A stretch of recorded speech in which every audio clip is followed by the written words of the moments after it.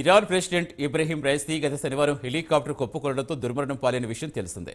ఆయనతో పాటు ఇరాన్ విదేశాంగ మంత్రి, పలు ఉన్నతాధికారులు మొత్తం 9 మంది ప్రాణాలని అనంత వాయువుల్లో కలిసిపోయాయి. ఇలా విమాన ప్రమాదాల్లో దుర్మరణం పాలైన నాయకులు ప్రపంచ చరిత్రలో చాలా మందే ఉన్నారు. వారి మృతితో కొన్ని దేశాల్లో రాజకీయ శూన్యత ఏర్పడిన సంఘటనలు ఉన్నాయి. ఇలా విమాన ప్రమాదాల వెనుక కుట్రకోణం దాగి ఉందనే వాదనలు వినిపిస్తున్నాయి. విమాన ప్రమాదాల్లో దుర్మరణం పాలైన ప్రపంచ నాయకుల గురించి మరింత సమాచారం తెలుసుకుందాం.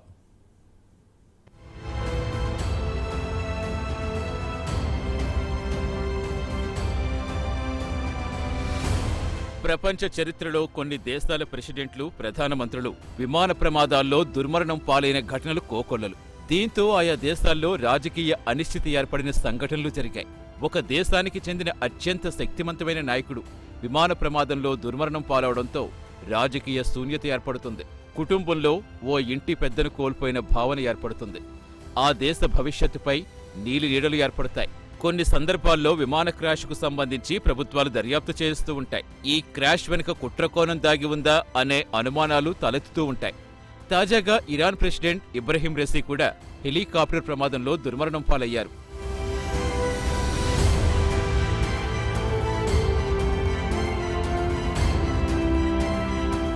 గత శనివారం ఆయన అధికారిక కార్యక్రమంలో పాల్గొని తిరిగి టెహ్రాన్ వస్తుండగా వాతావరణం అనుకూలించకపోవడంతో ఇబ్రహీం రైసీ ప్రయాణిస్తున్న హెలికాప్టర్ కుప్పకూలి దుర్మరణం పాలయ్యారు.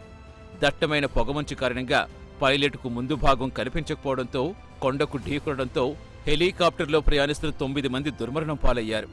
ఇక వారి మృతదేహాలు వెలికి తీసేందుకు వాతావరణం అనుకూలించకపోవడంతో తీవ్రమైన జాప్యం జరిగింది. రైసీతో పాటు మిగిలిన వారి మృతదేహాల గాలింపు కోసం యూరోపియన్ యూనియన్, రష్యా, టర్కీల మద్దతు తీసుకోవాల్సి వచ్చింది.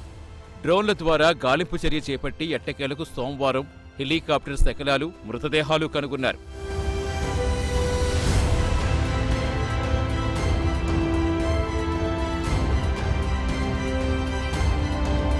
ఇక ఇబ్రహీం రైసీ విషయానికొస్తే ఆయన 1960లో జన్మించారు. గత శనివారం అజర్బైజాన్ సరిహద్దులో డ్యాంలు ప్రారంభించి తిరిగి వస్తుండగా ఈ దుర్ఘటన జరిగింది. ఈ అధికారిక కార్యక్రమానికి మొత్తం 3 హెలికాప్టర్లు వెళ్లగా 2 సురక్షితంగా తిరిగి రాజధాని టెహ్రాన్కు చేరుకున్నాయి. అయితే ప్రెసిడెంట్, విదేశాంగ మంత్రితో పాటుగా మరో 7 ఉన్నతాధికారులు ప్రయాణిస్తున్న హెలికాప్టర్ మాత్రం దట్టమైన పొగమంచులో చిక్కబడిపోయింది. పైలట్కు ముందు ఏమీ కానరాకపోవడంతో కొండను ఢీకొని హెలికాప్టర్ కుప్పకూలిపోయింది. హెలికాప్టర్లో ఉన్న మొత్తం 9 మంది దుర్మరణం పాలయ్యారు.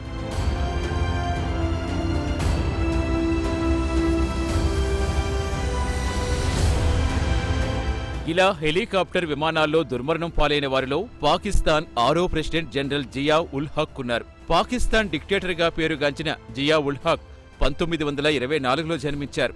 1988లో విమాన ప్రమాదంలో మరణించారు. ఆయన ప్రయాణిస్తున్న విమానం పాకిస్తాన్లో బావల్పూర్లో కుప్పకూలింది. అయితే ఇప్పటి వరకు ఆ విమానం ప్రమాదానికి గల కారణమేంటో అంతు చిక్కకుండా ఉంది. విమాన ఇంజిన్ లోపం కారణంగా కుప్పకూలిందనే వాదన ఒకవైపుంటే, కుట్రకోణం దాగి ఉందని మరోవైపు చెబుతున్నారు. మామిడి పండ్ల బొట్టలో బాంబులు పెట్టి పేల్చేశారనే కథనాలు అప్పట్లో చక్కర్లు కొట్టాయి.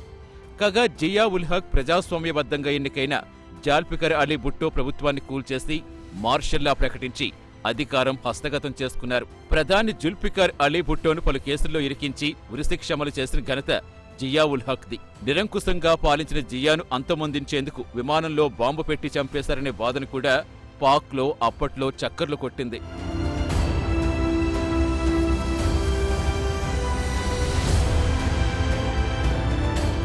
లెచ్ కచెన్స్కీ విషయానికొస్తే ఆయన పోలాండ్ ప్రెసిడెంట్. 1949లో జన్మించిన ఆయన 2010లో ప్రయాణిస్తున్న విమానం స్మోలెన్స్ వద్ద కుప్పకూలిపోయింది.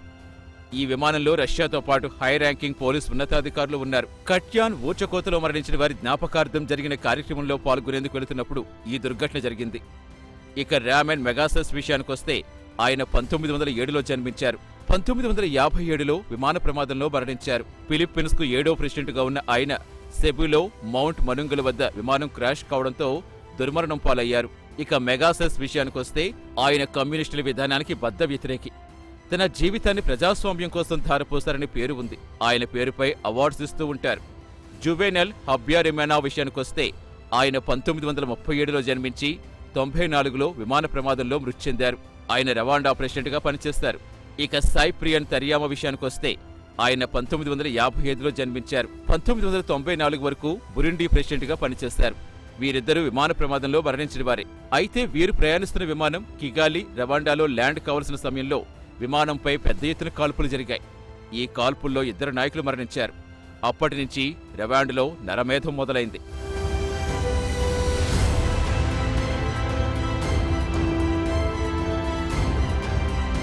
సమోరా మాచల్ విషయానికొస్తే ఆయన మొజాంబిక్ ప్రెసిడెంట్గా పనిచేశారు. ఆయన ప్రయాణిస్తున్న విమానం మొజాంబిక్, దక్షిణాఫ్రికా సరిహద్దుల్లో క్రాష్ అయింది. అయితే విమానం క్రాష్ పట్ల పలు కథనాలు చక్కర్లు కొడుతున్నాయి.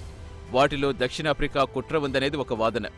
ఇక మలాచి ప్రెసిడెంట్ బింగువా ముతారిక్ విషయానికొస్తే ఆయనకు గుండె నొప్పి రావడంతో హెలికాప్టర్లో చికిత్సకు లైలోవంగ్ వేకి తరలించాలనుకున్నారు. వాతావరణం అనుకూలించకపోవడంతో హెలికాప్టర్ డైవర్ట్ చేశారు. అక్కడ వాతావరణం సరిగా లేకపోవడంతో ఆయన ప్రయాణిస్తున్న హెలికాప్టర్ కుప్పకూలిపోయింది. దీంతో ఆయన దుర్మరణం పాలయ్యారు. హఫీజ్ అల్ అస్సాద్ విషయానికొస్తే ఆయన సిరియా ప్రెసిడెంట్. డమాస్కస్ సమీపంలో ఆయన విమానం క్రాష్ కావడంతో దుర్మరణం పాలయ్యారు. అయితే ఆయన మృతిపై ఇప్పటికే పలు సందేహాలున్నాయి. విమానం కూల్చడంలో కుట్ర దాగి ఉందనే వాదన ఒకటి. ప్రభుత్వం విడుదల చేసిన అధికారిక ప్రకటన ప్రకారం చూస్తే అస్సాద్ స్వయంగా విమానం నడుపుతున్నప్పుడు గుండె నొప్పి కారణంగా విమానం క్రాష్ అయిందని ప్రభుత్వం చెబుతోంది. లియోన్ మోబా విషయానికొస్తే ఆయన గ్యాబన్ మొట్టమొదటి ప్రెసిడెంట్. గ్యాబన్ కోస్తా తీరంలో ఆయన విమానం కుప్పకొనడంతో దుర్మరణం పాలయ్యారు. ఇక డాగ్ హమర్ హోల్డ్ విషయానికొస్తే ఆయన అప్పటి యునైటెడ్ నేషన్స్ సెక్రటరీ జనరల్. 1961లో ఉత్తర రొడీషియా, ప్రస్తుతం జాంబియాలో ఆయన ప్రయాణిస్తున్న విమానం కుప్పకూలి దుర్మరణం పాలయ్యారు. ఇలా ప్రపంచంలో పలు దేశాలకు చెందిన నాయకులు ఏదో ఒక కారణంతో దుర్మరణం పాలై చరిత్రలో మిగిలిపోయారు.